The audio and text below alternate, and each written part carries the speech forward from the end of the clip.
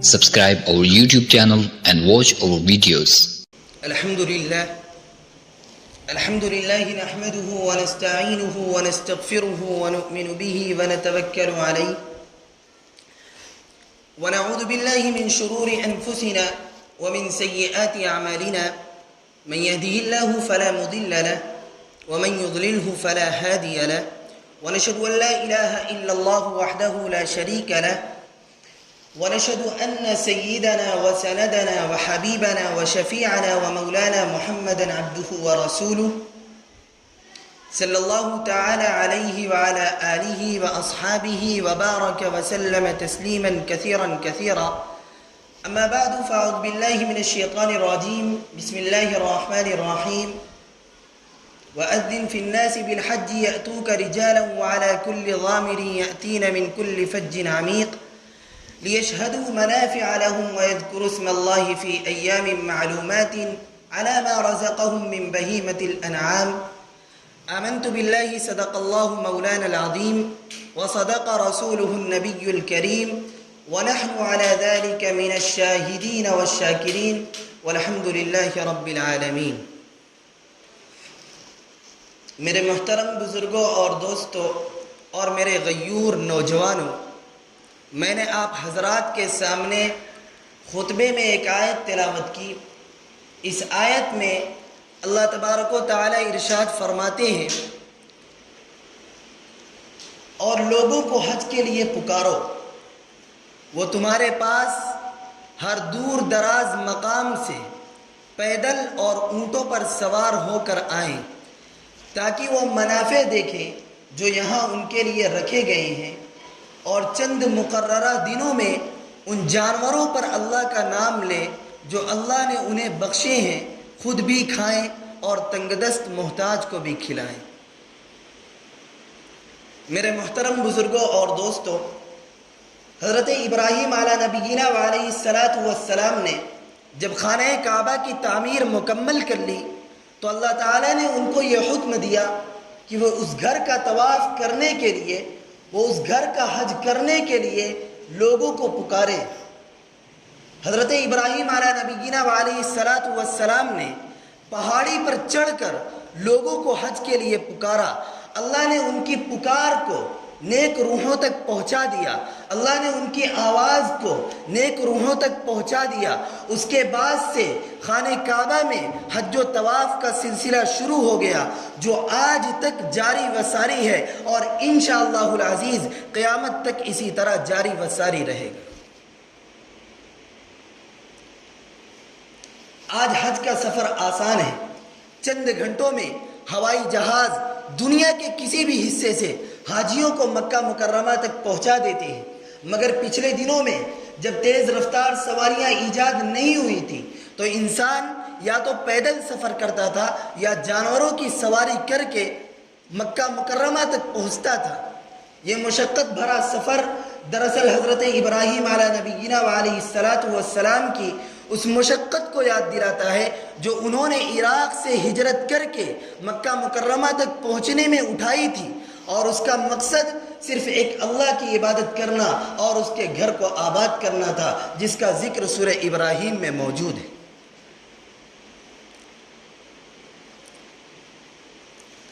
میرے عزیزوں، ایسے تو عبادت کے اور بھی طریقے ہیں. مثال کے طور پر نماز، روزہ، زکوٰۃ، مگر حج کی ایک الگ اہمیت ہے، حج کی ایک الگ شان ہے. نماز اور روزہ صرف جانی عبادت ہے، نماز اور روزہ صرف جسمانی عبادت ہے، اس میں پیسہ خرچ نہیں ہوتا. زکوٰۃ صرف مالی عبادت ہے، اس میں جسمانی محنت نہیں کرنی پڑتی، اس میں جسمانی مشقت نہیں اٹھانی پڑتی. حج جانی اور مالی دونوں عبادت ہے، اس کے سفر میں پیسہ بھی خرچ ہوتا ہے اور ارکان کو بجا لانے میں محنت بھی کرنی پڑتی ہے، ارکان کو بجا لانے میں مشقت بھی اٹھانی پڑتی ہے. اسی لیے حج انہی لوگوں پر فرض کیا گیا ہے جو مکہ مکرمہ تک پہنچنے کی استطاعت رکھتا ہو، جو مکہ مکرمہ تک پہنچنے کی طاقت رکھتا ہو، اور زندگی میں صرف ایک بار حج فرض کیا گیا ہے. اسی لیے اللہ تبارک و تعالی ارشاد فرماتے ہیں، وَلِلَّهِ عَلَى النَّاسِ حِجُّ الْبَيْتِ مَنِ استطاع إليه سبيلا ومن كفر فإن الله غني عن العالمين. اور لوگوں پر اللہ کا یہ حق ہے کہ جو بیت اللہ تک پہنچنے کی استطاعت رکھتا ہو، جو بیت اللہ تک پہنچنے کی طاقت رکھتا ہو، وہ اس کا حج کرے، اور جو کوئی اس کا انکار کرے تو اللہ تعالیٰ تمام دنیا جہاں والوں سے بے نیاز ہے.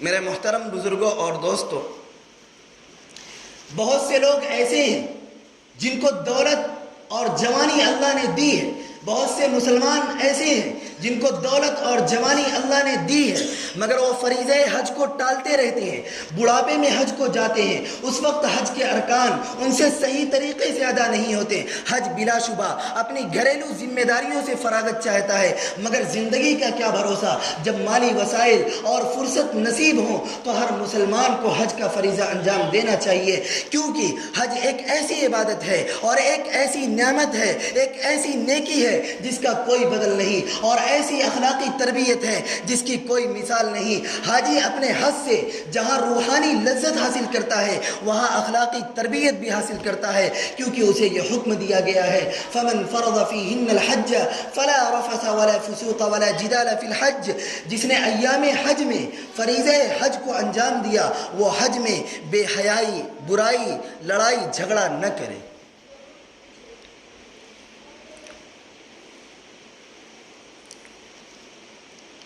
میرے عزیزو، حج میں بندگی، صرف گندگی، عاشقانہ اور مستانہ کیفیت کا جو روح پرور ماحول ہوتا ہے اس کی نظیر دوسری جگہ نہیں ملتی، اس کی مثال دوسری جگہ نہیں ملتی.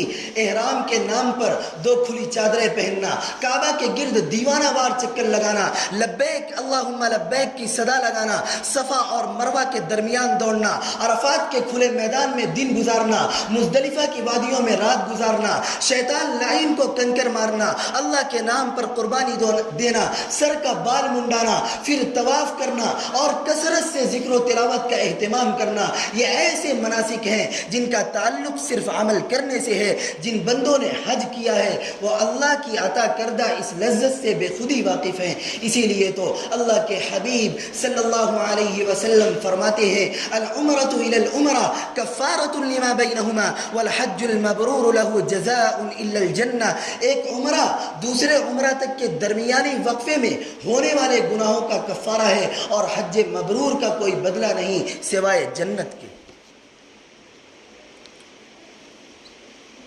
میرے محترم بزرگوں اور دوستوں اور میرے غیور نوجوانوں، حج مبرور اس مقبول حج کو کہا جاتا ہے جس میں کتاب و سنت کی کوئی مخالفت نہ کی گئی ہو اور نہ کسی مخلوق کو تکلیف دی گئی ہو. اس میں ریاکاری اور دکھلاوا نہیں ہوتا بلکہ صرف حلال مال خرچ کیا جاتا ہے.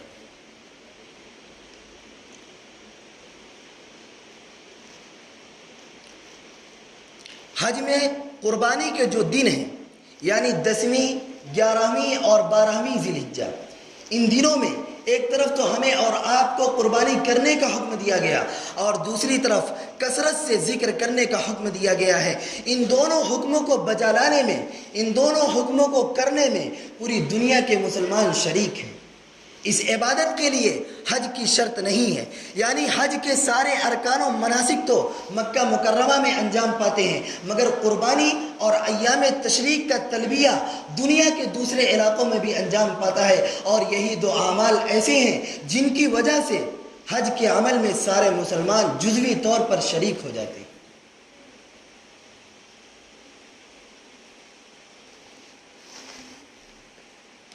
میرے محترم بزرگوں اور دوستوں، حج کی طرح قربانی بھی حضرت ابراہیم علیہ نبینا علیہ السلام کی یادگار ہے.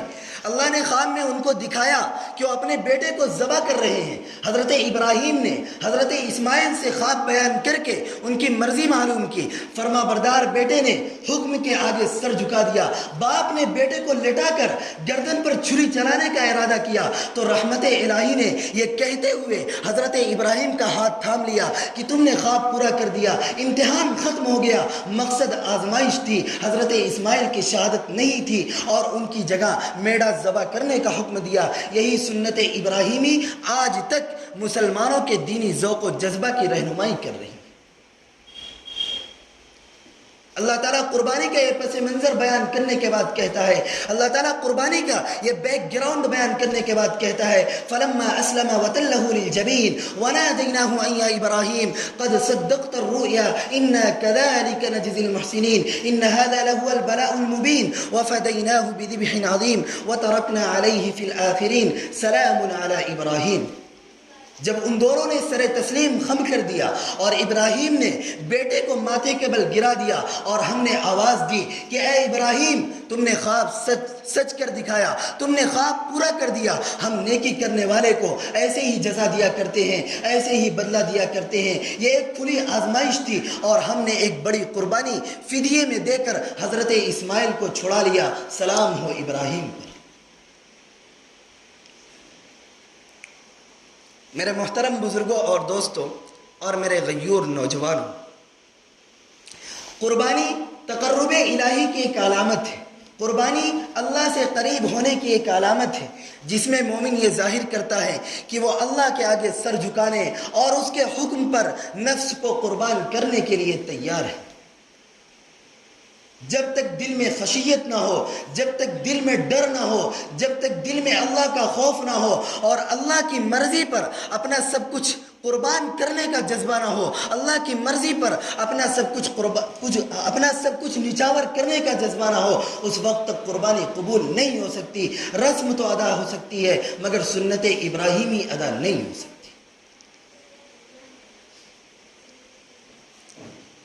اللہ تبارک و تعالی ارشاد فرماتے ہیں لن ينال الله لحومها ولا دماؤها ولكن يناله التقوى منكم كذلك سخرها لكم لتكبروا الله على ما هداكم وبشر المحسنين۔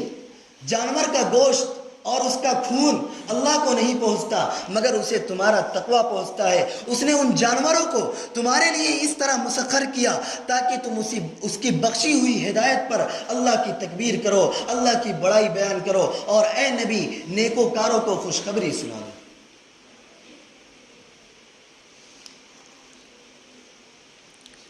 میرے محترم بزرگوں اور دوستوں اور میرے غیور نوجوانوں، ہمارے ملک میں یہ فیشن بنتا جا رہا ہے کہ لوگ دکھلاوے اور ریاکاری کے لیے مہنگے ترین جانور خرید کر بڑے فخر سے اس کی قیمت سب کو بتاتے پھرتے ہیں۔ اگر بالفرض اس میں ریاکاری نہ بھی ہو تو یہ کہاں کی عقل مندی ہے کہ آپ 10 لاکھ کی ایک گائے یا 2 لاکھ کا ایک بکرا خریدیں؟ اگر اللہ نے آپ کو مال دیا ہے، اگر اللہ نے آپ کو دولت سے نوازا ہے، اگر اللہ نے آپ کو وسعت دی ہے اور آپ قربانی کے عنوان پر مال خرچ کرنا چاہتے ہیں تو 10 لاکھ کی ایک گائے خریدنے کے بجائے آپ 10 لاکھ کی 10 عمدہ خوبصورت گائے یا 40 عمدہ بکرے خرید کر اللہ کے لیے قربان کریں، اللہ کی راہ میں قربان کریں۔ آپ خود سوچیں کتنی بڑی قربانی ہوگی اور کتنے مستحقین تک گوشت اور جانور کی کھال پہنچے گی۔ فقراء، مساکین، سیلاب متاثرین، مصیبت زدہ مسلمانوں کو کتنا فائدہ ہوگا۔ ایک جانوروں کے جسم پر موجودہ بالوں کے بجائے اب 10 یا 40 جانوروں کے جسم پر موجودہ بالوں کے برابر آپ کو نیکیاں ملیں گی، آپ کو ثواب ملے گا۔ اور سب سے بڑھ کر یہ مقابلہ بازی، ریاکاری اور دکھلاوے کا یہ فیشن ہمارے ملک سے، ہمارے معاشرے سے ختم ہو۔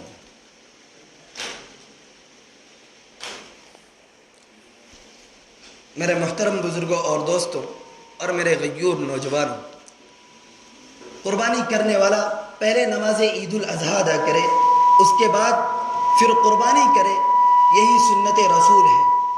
اسے اپنے دل کی کیفیت پر اور جانور کی صحت پر بھی نظر رکھنی چاہیے۔ دل میں تقویٰ ہو، جانور صحت مند ہو، مومن دینی اور اخلاقی عیب سے پاک ہو، جانور جسمانی عیب سے پاک ہو تو انشاءاللہ قربانی مقبول ہوگی۔ اللہ کے حبیب صلی اللہ علیہ وسلم فرماتے ہیں 4 طرح کے جانور قربانی کے لیے درست نہیں ہیں۔ ایک کانا جس کا کانا پن ظاہر ہو، دوسرے لنگڑا جس کا لنگڑا پن ظاہر ہو، تیسرے بیمار جس کی بیماری ظاہر ہو، چوتھے بوڑھا کمزور جس کی ہڈیوں میں گودا نہ ہو۔ قربانی کے لیے بڑے جانور مثلا اونٹ، بیل، گائے، بھینس وغیرہ 7 لوگوں کی طرف سے قربان کیے جا سکتے ہیں اور میڑھا، بکرا وغیرہ ایک شخص کی طرف سے قربان کیا جا سکتا ہے۔ قربانی ہر صاحب نصاب پر واجب ہے، البتہ نابالغ اور چھوٹے بچوں پر قربانی واجب نہیں۔ قربانی کرتے وقت یہ دعا پڑھے، ان صلاتی و نسکی و محیای و مماتی للہ رب العالمین لا شریک لہ وبذلک امرت وانا اول المسلمین۔ آپ کہہ دیجئے میری نماز، میری قربانی، میرا جینا، میرا مرنا سب کچھ اللہ رب العالمین کے لیے ہے، جس کا کوئی شریک نہیں، اسی کا مجھے حکم دیا گیا ہے اور میں سب سے پہلے سر جھکانے والوں میں سے ہوں۔ میرے محترم بزرگوں اور دوستوں اور میرے غیور نوجوانوں، قربانی کا گوشت خود بھی کھائے، رشتہ داروں اور دوستوں کو بھی کھلائے، غریبوں اور ناداروں میں بھی تقسیم کرے اور اللہ سے مقبولیت کی دعا کرے۔ اللہ تعالی ہم سب کی قربانیوں کو قبول فرمائے اور ریاکاری دکھلاوے سے ہماری اور پورے امت مسلمہ کی خاص طور پر حفاظت فرمائے۔ آمین یا رب العالمین۔ وما علینا الا البلاغ المبین۔